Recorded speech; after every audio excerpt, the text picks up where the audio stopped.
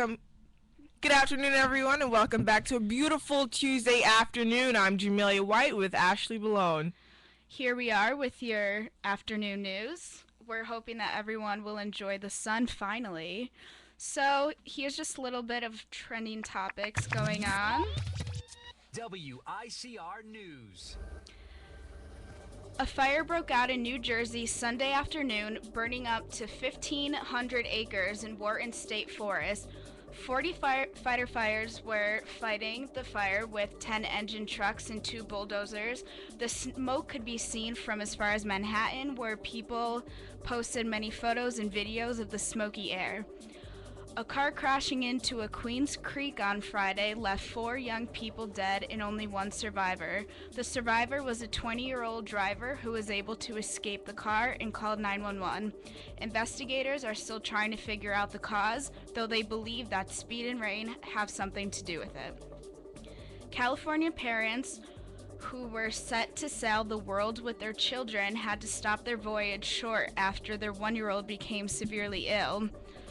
And a 35-year-old Phoenix woman was arrested after leaving her 2-year-old son and 6-month-old baby in her Dodge last month. So, there's some stuff going on here. I mean, big trending topics in the news so far. I mean, have you seen the image of the 35-year-old Phoenix woman? It's like, she's an African-American woman. Her face is stained with tears. Yeah. Like, you could see, like, she didn't mean for this to happen, but it happened regardless. Her name is Shanisha Taylor. She needed a babysitter for that day. She had a huge an interview, yeah. Yeah. And I mean, she was surviving off of food stamps, welfare, and I mean, you're a mother with 2 kids. You don't want to be living that life. You know, you want to fend for yourself. So she couldn't find a babysitter, so she figured her next best option was to, you know, it wouldn't hurt to just park outside with leave the 2 kids in the car. But I mean, passersby saw the kids in there sweating from the heat and called 911. Yeah, I saw this on Facebook with the mugshot of the mother, and like you said, her face was drenched in tears, and I feel like she looked like a normal person. Yeah. I mean, and I usually don't do this, but there were a lot of comments underneath the mugshot, so I was like, you know what, I'm kind of interested to see what people think about this. Yeah. So I was like scrolling through the comments, and there was a lot of negativity, more so than like positivity or like neutral comments, which, I mean, you know, your first instinct is like, oh my god, how can you leave 2 infants in a car, first of all, by themselves, and second of all, like you said, in the heat? Because as for people who have gone into interviews, I mean, they're not like 5-10 minutes long. Some can last like 20 minutes or even a half an hour, like with waiting. But I mean, as far as the whole babysitting thing goes, where's her family? Does she not have... I know, I was thinking that too. Some people were like, oh, like, I would have babysat for free. I mean, obviously, these are complete strangers, but they were just saying, and some people are like, why didn't you bring the kids in the office? Which I feel like, was she a single mother? She was a single mother. Yeah, so I feel like if she brought the kids in or even mentioned that she had 2 infants and she's a single mother, I'm pretty sure they would have allowed to have these kids, and you know, exactly. Oh, probably, you know, her mentality was, you know, I can't bring these kids in. This is like, first impressions are everything. But I mean, I understand why people are so like caught off guard and they're worried about the children's well-being, as they should be, but at the same time, I don't think this mother was malicious. Exactly. Or had any like bad intentions. I just feel like, you know, they're really tight on money, and she's a single mother, and she was probably scared. And this is the only thing she knew, she just felt was, you know, best for her to do. But on a brighter note of that, I guess, you know, her mugshot went viral on the internet and gained a considerable amount of attention. So a 24-year-old woman from New Jersey by the name of Amanda Bishop was so touched by the story that she started a fundraiser. I mean, this fundraiser has made about close to $90,000. Wow. $90,000. That is amazing. That and is this going to this woman? I believe so. I believe I so. wonder how that works. Like if they are just like sign her a check and they're like here you go, or if Hmm. it has to be taxed or I something. never I don't really know. understand those. Like when people like win the lottery, like Oh, when they the don't get people win all the that lottery, money. oh my god, no. The government like takes half of it or at least Exactly. 40% of it. Mhm. But so going back to this fire that broke out in New Jersey, Mhm. I was looking, I couldn't find the cause of it, Yeah. which is weird. I mean, I don't know if it has something to do with weather or what, but so no one was hurt, which is good, and also nothing was damaged like structures, Okay. but a lot of trees, like I don't know if you've seen pictures, Mhm. but it's just super smoky. And like I said, people in Manhattan and Brooklyn residents, they were notified that they might see and smell smoke, and that is over 90 miles away, and they were able to see That's it. insane. That Yeah. is insane. Um.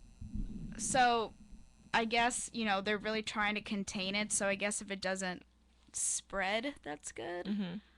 Um. Going on to the car crash in Queens, Oh did my you hear about goodness. that? Yes. One survivor. Yeah, and he was the driver, which Oh my that that's actually really, I feel like that's common when when I this heard that stuff story, I happens. kind of could relate. I related to it because my cousin, we're from the islands, and I mean, we're from like Savannah, Lamar, which is like the capital of like Westmoreland or whatever. And you probably don't understand what I'm saying, but you know, he was traveling with two of his best friends, and he was the driver of the car. And it just so happened that he collided with another car, like it literally just touched Oh my the rim, gosh. and the car like flipped upside down, killing both his friends, and he was the only survivor. Oh my gosh. Like, so this story, it really, like, I kind of connected to it because he is going through a lot. So this survivor, the driver, I can only imagine what he's going through, and the family members. My Oh my condolences. gosh. Yeah. I mean, this is still a pretty new story, Mhm. even though it happened Friday.